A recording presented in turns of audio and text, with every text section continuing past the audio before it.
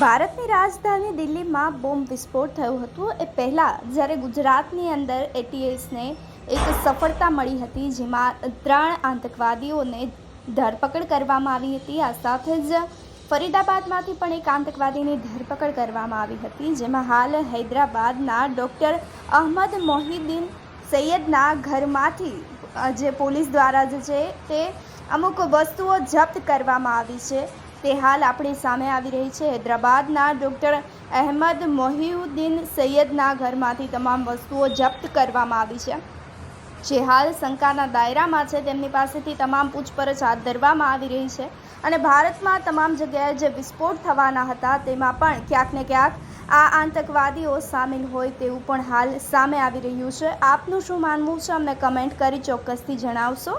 આ સાથે જ અમારી ચેનલ નિર્ભય ન્યૂઝને લાઇક, શેર અને સબસ્ક્રાઈબ કરવાનું ભૂલશો નહીં। નમસ્કાર।